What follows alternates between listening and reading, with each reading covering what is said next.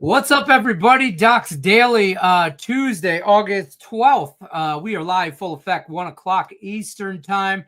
New intro music just for Tony George because he needed a little. I mean, listen, it's a little. It gets your shoulders moving. You know what I mean? Well, you went from elevator music to strip mall music, so you're advancing slowly. We're moving. There's levels to this, Tony. There's levels. Okay. Welcome in, everybody. Don't forget, like, share, subscribe, drop in the comment section. This show is interactive. You want to talk about a game, throw it in the comment section. Join with me is Griffin Murphy. And as always on Tuesdays, this is going to be your Tuesday lineup, by the way. I'm just sending out a schedule because football is going to be chaotic. So these two knuckleheads will be here just every Tuesday. So lock it in. It's Tuesdays with Griffin and Tony. And sometimes I'll be here, maybe not. I don't know. It depends on if Craig's on a bus to Chipotle or not. I don't know. So, Craig loves two things in his life, Tony. And it's Chipotle and bus rides. I like two things, too. Sex and winning betting tickets. There we go, folks. I like. So Craig and I differ on a lot of levels. We're back. Tuesdays. We're back. Are you kidding me? Tuesdays, baby. Tuesdays are live. I'll tell you what. I know you're a busy man, Tony. I know this. I mean, you're just not just local legend, but some would say globally. Living legend himself, Tony George. You should check out our Saturday show if you get a chance in the morning. Just watch. I'm not asking you to come on or whatever, but just tune in, maybe give a little feedback because we get a little loose on the Saturday show, me and Griffin, and we go right down the MLB card, just boom, boom, boom, and what we like, what we don't like, what can go kick rocks, what we want to make love to at the end of the night, all that. We go right down there. We don't ask for no feet pictures or nothing like that. So I think it's a good show. Sometimes, and I'll be starting this here the first week of September, is the NFL opening line report, which has a cult following on Doc's YouTube channel. And sometimes I usually wait and give my initial reactions, my initial thoughts. They're not handicapped, but not anything. And when you just go down the board like that, your first impression is usually the right impression. Correct. Then you start getting paralysis by overanalysis. Go, wait a minute, that's too good to be true. The Brewers yesterday, too good to be true. No, your initial reaction was they're going to kick the shit out of those guys. Usually that's the best way to go about it. That's spot on. It's analysis paralysis. My old boss used to say this forever ago, selling suits. I worked at the Men's Warehouse slanging suits. You ain't hustled until you slang suits. Okay, folks. And when you're slinging suits with an old Greek guy that's teaching you life lessons, you pay attention. And he says analysis paralysis. I didn't even know what either one of those words meant at the time. But it's true. Still don't. Life lessons with Tony George, Tuesdays, 1 o'clock Eastern on Doc Sports. Griffin Murphy, how was your night last night? How's it going, my friend? What's happening? Dude, we're doing well right now. Dating back to Friday, we're on an all-sport 14-2 run. Dating back to August 1st, I'm on a 9-1 top play run for plus $5,780. I've got to say, this is probably the hottest I've been in the entire 2025 year across all sports. UFC 7-unit winner, CFL 7-unit winner, WNBA 7-unit winner on Sunday. I mean, we've just been absolutely dialed in across all cylinders. Coming off another 3-0 sweep, I swept my WNBA plays as well as my 2 MLB plays yesterday. Red hot, Lenny. Red hot. Hate getting on camera and just completely torching it, whatever. But it is what it is. The numbers speak for themselves. You guys can check that out on my Doc's bio. Going out today, I have 2 MLB selections as well as a 3-unit pitcher prop. That play goes off at 9:40 p.m. But other than that, locked and loaded, ready to roll, Lenny. I joke about on Saturdays how Griffin Murphy's like a buffet. He's a buffet on the weekends. What do you want? You want UFC? Got you. You want some pizza money parlay? Got you. You want to taste of some pepperoni? Got you. You want Chinese food? I got you. We'll go KBO action on your ass. You know what I'm saying? He's a buffet. Tony George, wouldn't you agree? Yeah, he's a buffet. Or You know, We got it all. We got it all. What do you need? I'm gonna, since this is family entertainment, I'm gonna keep this clean. I love it. Speaking of buffets, sometimes you got to go to the buffet and try things that you don't like to diversify your palate. Well, the same thing occurs on the weekends at DocSports.com, and that's called PGA and NASCAR. If you're snoozing on these sports, you are out of your frickin' mind. And I've been saying this on Doc's Daily, on the Vegas Beat, too. Griffin and I do the Vegas Beat every Wednesday, raw, candid, unfiltered, much like your Sunday show, which is a little looser, or your Saturday show. So last week, 2 weeks ago, we put out 2 days worth of picks over the weekend, the PGA plus 920. Last week, we're in the FedEx Cup playoffs now. Okay. So they narrowed it down from 70 to 50, and now they play in the BMW this week, the top 50 players in the FedEx Cup rankings. Nonetheless, last week, 3 days, unbeaten, plus 1,700. What do you want? I mean, Don't like golf, don't like watching it. I don't give a shit. You like making money? I rode Justin Rose every day beginning on Friday as an underdog. And he won the damn tournament.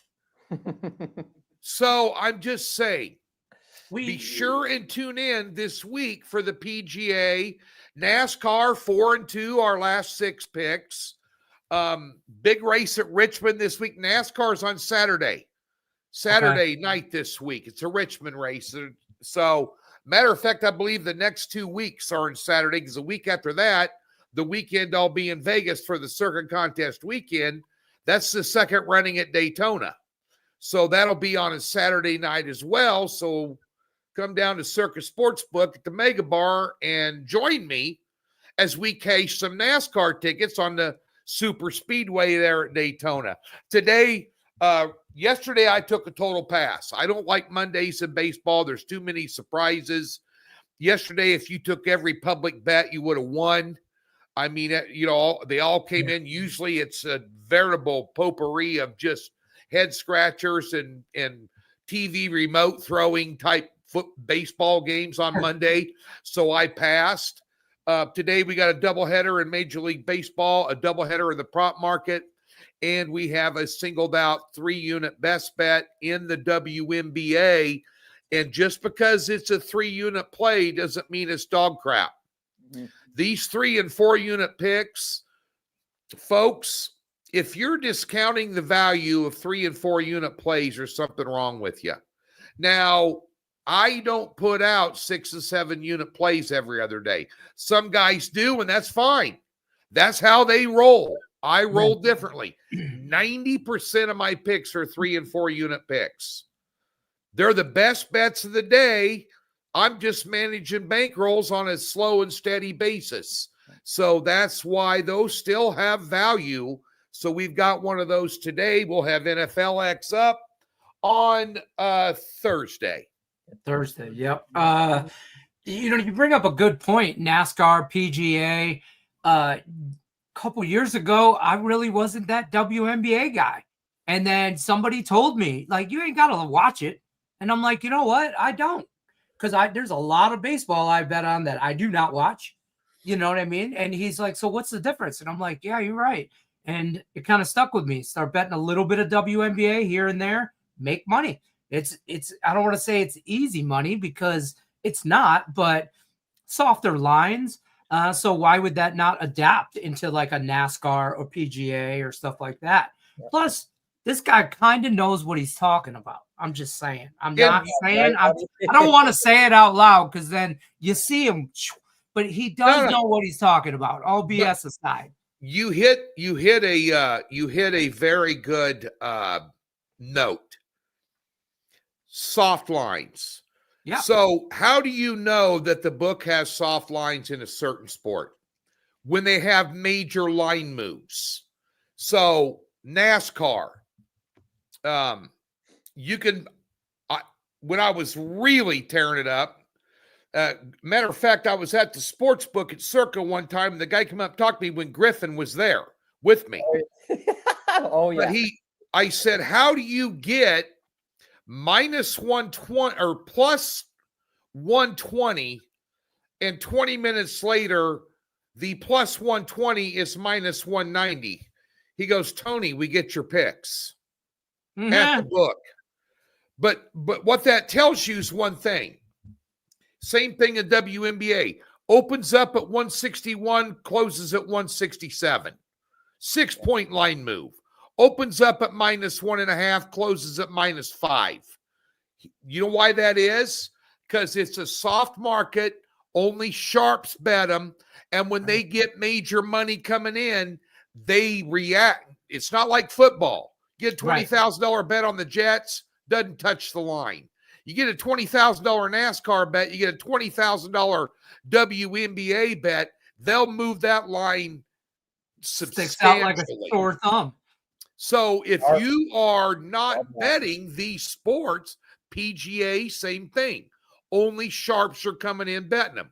PGA is more popular to bet, I think, almost than the WNBA right now. There's a lot of golf fans out there. FanDuel and DraftKings now offer a lot of options for you. Top 10s, top 5s, daily head-to-heads. They have 3-ball rounds, all kinds of different options for you. But at the end of the day, these sports that have these big line moves, when you say soft lines, that's why we put our picks up at 8:30 Pacific in the morning. When they release, you need to get on them. 100%.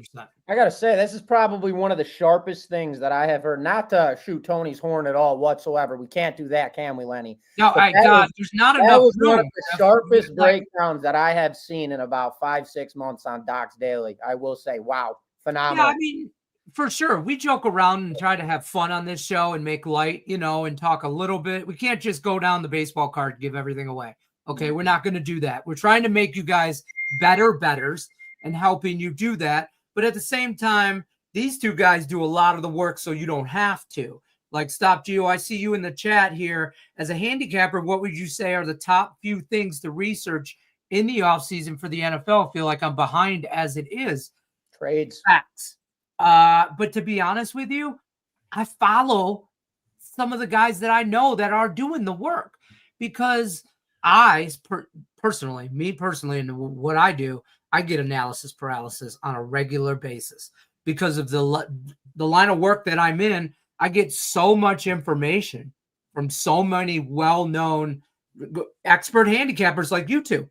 I get so much information, but at the same sense, my first gut reaction was this way. Sometimes like I start to second guess or this or that. And, you got to know when to know that, maybe you're wrong and these guys are right. And then sometimes maybe, or the best scenario is when my first gut reaction, then I do a show with you two and then you guys like it too. And I'm like, oh, hell yeah. Now I know I'm good. Well, the best free tips, you guys, and I do this on all my daily videos. I put everything in layman's terms. I have a lot of really sharp bettors in Las Vegas that I know that I lived out there, I hang out with, and they go, boy, your videos aren't real technical. Well, I know my audience, recreational bettors trying to take the next step. Yeah. Well, and the next step could be, I'm going to move up from betting $25 to $100 or $100 to $200 or whatever. Well, I try and just wrap, like you and I are sitting at a sports bar, just drinking a beer, having a conversation about sports. And a lot of things I tell people, then I'll answer our viewer's question. But a lot of things I tell people is winning and losing is only half the fight. I mean, you do have to win more than you have to lose. You also don't have to win 70 or 80% of the time to make money. You can win less than 60% of the time and make money, but you got to know how to do it. Work smart, not hard. That's what we're trying to tell you. And so lessons in sports betting, we have a whole section on this YouTube page called Betting 101. Look into it. I preached a big thing about the 3 and 4 unit picks. Yeah. Everybody wants to come in and just hammer a 7 unit every day and bet the farm on it. That's fine, but spread out over a long time, betting 3 and 4 unit flat betting lower rated picks is the way that you succeed and make money. And that's by the way, your viewer there, you're behind. You want to look at your free agent trades, your impact players, and you want to find out who has new OC and new DCs and figure out where they're from and what their philosophies are and what their personnel are. Just for starters, start looking at that schedule in advance. Find out where the sandwich games are, bet the futures on the future lines for individual games, those sort of things. Like that. And if you're behind, I'll give you the best tip of the day. You want it? Opening weekend in the NFL, don't bet more than 3 games. You're asking yourself to lose if you're not prepped. Yeah, I don't bet a lot of home road dogs, or I don't bet a lot of road teams on the first week. I know I'll be over involved, but I don't bet a lot on the first week. I'm more looking at, I want to watch week 1 to see how they react, and then I'm betting week 2 and 3. Week 1 for me is scouting week. Exactly what Lenny just said. I want to see how the new coaches impact, how these new quarterbacks start, how they play with their new teams. I mean, there's a lot to go about it. I mean, look at the Bears, for instance, new head coach. Look out, we're going to see how they run that offense. There's tons of different things. Line action, look at totals, team totals of how many wins they're supposed to get, opposed to where the actual line is of the team that they're playing. There's so many different ways of going about it. But Tony basically covered the mainstream: trades, offensive coordinators, new head coaches, things along those lines. Yeah, and always remember in the regular season to start the season out. Now, you did not see this on display last week in the preseason with the amount of overs there were, but let me tell you something. In the beginning of the regular season, especially with new coaches and new coordinators, the defenses are usually ahead of the offenses. So when you're looking at that totals market, bear that in mind. I like that. That's true. That's very true. Another question we had, I don't know, somebody agreed with me. Oh, so it's Denny Hamlin's track. Is this true this weekend? Is this Denny Hamlin's track? Yep. That's true. Scott, there's a lot of tracks that are Denny. There's a lot of tracks that are Denny Hamlin tracks. I've never heard this nap car, but I'm going to call it that forever now. It's true. A big part of the handicap in NASCAR, a big part of it is driver history on that track, especially when you have driver history guys that, you know, the Logano's, the Keselowskis, the Hamlins, you know, even Larson at this point, but some of these guys that are long in the tooth, and Kyle Busch, although he just can't get his crap together this year at all. But these guys that have been around a while, you want to look at track history. And there are a lot of these tracks they run twice, just like they're going to run Daytona. This is the second time for Daytona. It's the opening race of the year, and that's their Super Bowl. But they come back in the summer and run it. They do the same thing at Talladega. So, driver history on that track, laps led on that track, recent performance in the next-gen cars versus what it was before the next-gen cars. All those things go into handicapping. I got a question from Tone here for Griffin. You going to have a big UFC 319 card? Absolutely, Tone. Always absolutely loaded, already scouting it out, waiting for weigh-ins, and then that card will be released. Nice. I like that. Let's talk some MLB. We've given out some good nugget information, just how to be a better. But let's talk MLB today. Anything you like on the card, free play-wise, from Griffin Murphy here? Yeah, well, you actually talked about this briefly before we went live. I'll talk about it again and touch up on it. We got the Washington Nationals rolling into Kansas City to play the Royals. Kansas City just one game below 500, right at that psychological barrier. Nationals absolutely just falling knife right now, 47-71, dead last in the NL East. Going to this pitching matchup, I have absolutely torched this Mitchell Parker guy 3 times in a row. He has been terrible. He's 7-12 on the year with a 5.43 ERA. 122 innings of work, 81 strikeouts, 46 walks. Not good strikeout to walk diversification by any means. He has been descending heavily in his last 5 starts. I mean, dramatically, posting a 7.5 plus ERA. Then the other flip of the coin, we've got Michael Wacha getting the start. He's got a 3.36 ERA this season and at home this season for Waka, he's been way better. He's got a 2-4 record, and that's just because the Kansas City Royals don't really hit well behind him. But he's got a 2.63 ERA, which is very, very strong, and 11 games of work. Going down the board right now, the Royals just put up a 7 spot last night against this Nationals team. Nationals are 3-7 in their last 10 games and coming off a loss with no momentum. Royals at home in this game, backed up by Waka. Parker's been getting absolutely lit up. Kansas City broke that threshold yesterday, putting a 7 spot up. I hate taking them on the run line because they're really not a run line team. But in this situation, I believe this is going to be a one-sided game. We've got a total sitting at 8.5. Here's a little same game parlay action for everybody.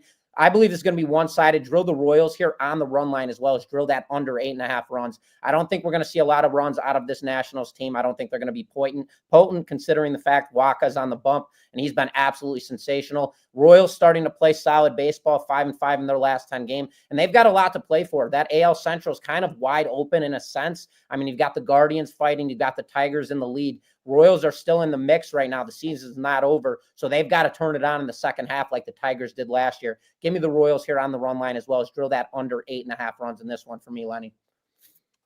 Royals, Michael Waka. Tony, I mean, we're both over here just touting you up. First, we said you were doing good stuff here, and then now him with the Royals. I mean, you're welcome. I don't know, I feel like I'm in a Japanese massage parlor down in Chinatown, and I just got the happy ending. Oh no! Holy cripes! Yeah, well, folks, it's been nice seeing you. I couldn't. Royals and run line is like vinegar and water. But in this case, they have shown signs of life offensively lately, and they're wanting to get to 500. A good spot for them at home night just because Washington's in free fall. And I'm like Griffin. I don't like Parker. They can light him up. Now, tonight, on my end of things, the Padres are taking on the the Giants. I got football on the brain. But anyway, you got Robbie Ray and Cortez going at, of course, Nestor Cortez, long way away from 2022 when he was at New York at the Yankees, going 12-4 with a 2.4 ERA on the year. He's far removed from that. He's been to Milwaukee this year. Now he's at San Diego. I took the under on this for a free play, but the more under 7.5 for the video today. But Padres catching 100 here. Giants minus 120. Why? Both these guys are southpaws. And I'm going to tell you something. If you want to take a look at San Francisco, and if I said this on the video, I'm going to reiterate this here, a handicapping technique. If you're not looking at last 3 games, last 5, and last 10 on all your stats in your matchups, and you're looking at anybody looking at season-long stats, you're stupid. Don't do it. Teams during the season find identities.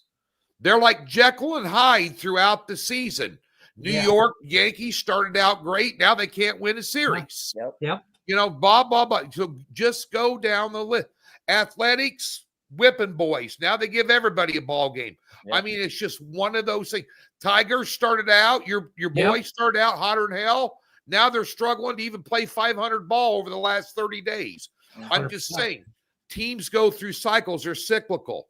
Well, when it comes to the Giants hitting southpaws and both Robbie Ray and this guy, they are hitting 165 as a team the last 10 games. And by the way, when Cortez goes out, you got a Padres bullpen that in their last 3 games has pitched a 1.29 ERA and a 0.64 whip.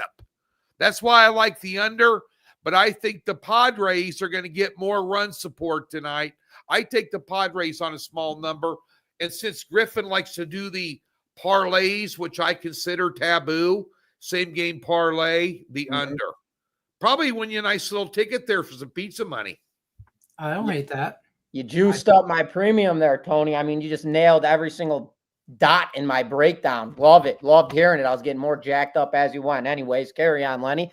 I like that. I don't hate that at all. I'm going to pick on the Twins as far as a free play. I like the Yankees today, and it scares The me. Yankees own the Twins, dude. I know, but listen, this is where I get degenerate here. I've taken them -1.5, 2, and 2.5. And I like the latter some things, and because I think the Yankees could win this game by 3 runs or more, and I'm going to hit all 3 of them for plus money. Don't get greedy. Oh, I don't have much, but when I get after it, I'll get after it. What's the -1.5 number at? The 1.5 number is like 105. Okay, that's not. I don't know what. Just take that. I mean there's nothing wrong with that. Listen, They win 7-5. You give some of it back. That's okay because I'm also on the Yankees team total over 5.5. Hanging out in Arizona, Charlie's out there on Rainbow. No, get down to Circuit hang out with some real bettors. No, I was there last night. I was there last night. Tonight's a Santa Fe kind of night. There you go, Santa. Yeah, we're gonna Santa Fe. Throw down some Stallone's pizza and lay the 2.5. Go ahead, knock yourself out. Look at these. Look at this guy. Giants all day, and let me bless everyone on this Tuesday with Logan Allen over 16.5 pitching out. See you at the window. Oh, this guy, Nick Mencken, everybody.